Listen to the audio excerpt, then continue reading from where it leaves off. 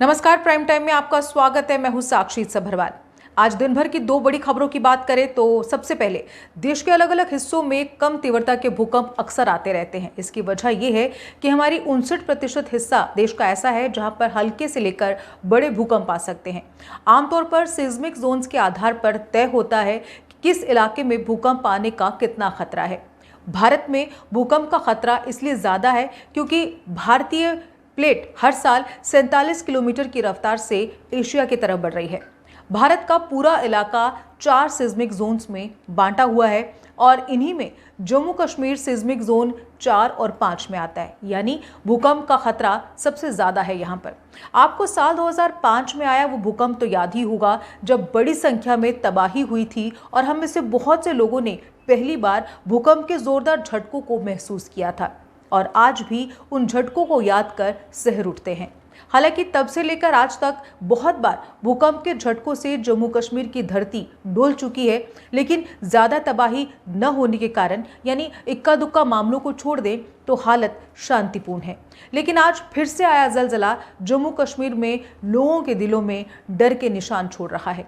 दरअसल आज दोपहर को आए भूकंप के झटकों से जहां दिल्ली, एनसीआर, चंडीगढ़ सहित जम्मू कश्मीर की धरती डोली तो सही है, लेकिन इसका ज्यादा असर डोडा, किश्तवाड़ और भद्रवा में देखने को मिला। यानी 5.2 तीव्रता का यह भूकंप था, जिस कारण कई घरों में दरारें आ गई, अस्पतालों की छतों का प्लास्टर मरीजों पर गिरा और मरीज अस्पताल छोड़कर भागने को मजबूर हुए।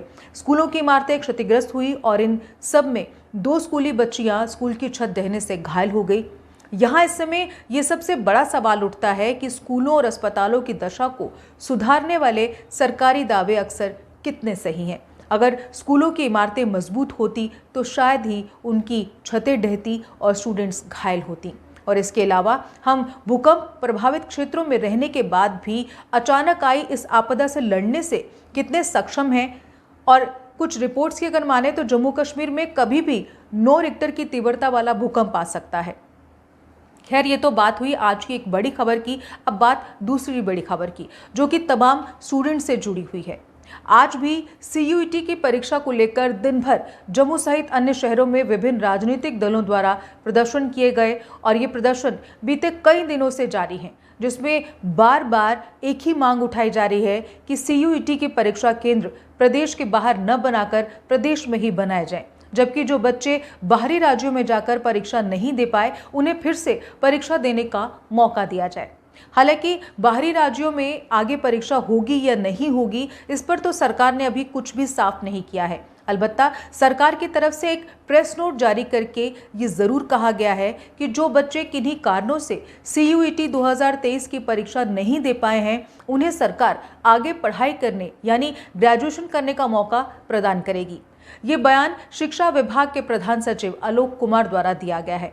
उन्होंने कहा है कि परीक्षा न दे पाए बच्चों को उनकी पसंद के विषयों और कॉलेजों में आगे पढ़ने का मौका मिलेगा, लेकिन ये मौका उन्हें उनके 12वीं के अंकों के आधार पर ही मिलेगा। हालांकि सरकार ने साफ किया है कि कॉमन यूनिवर्सिटी एंट्रेंस एग्जाम का मकसद जम्मू कश्मीर के बच्चों को देश की बेहतरीन विश्वविद्यालयों में पढ़ने का अवसर प्रदान करवाना है, यानी उन्हें एक मौका दिलवाना है ताकि वो बाहर पढ़ पाएं, लेकिन देश के अन्य राज्यों के बच्चों की तरह इस प्रतिस्पर्धी प्रतियोगिता को पार करके आगे की पढ़ाई अच्छे कॉलेजों और यूनिवर्सिटीज में कर पाएं। आलोक कुमार ने कहा है कि सीयूईटी राष्ट्रीय परीक्षण एजेंसी द्वारा आयोजित एक मानकीकृत प्रवेश परीक्षा है, जिसका उद्देश्य स्नातक और स्नातकोत्तर पाठ्यक्रमों के लिए प्रवेश प्रक्रिया को सुव्यवस्थित करना है।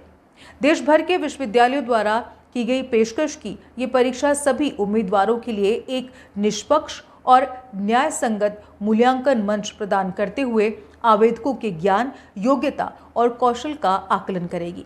बीते वर्ष 200 से अधिक विश्वविद्यालयों ने सीयूईटी में हिस्सा लिया था। ये प्रक्रिया जम्मू कश्मीर के छात्रों को देश के प्रतिष्ठित यूनिवर्सिटीज और कॉलेजेस में प्रवेश लेने का अवसर देगी। इसी के साथ प्राइम टाइम में बस इतना ही। मुझे दीजिए इजाजत। नमस्कार। जम्मू कश्मीर की खबरों के लिए जुड़े रहिए जेके अपडेट के साथ।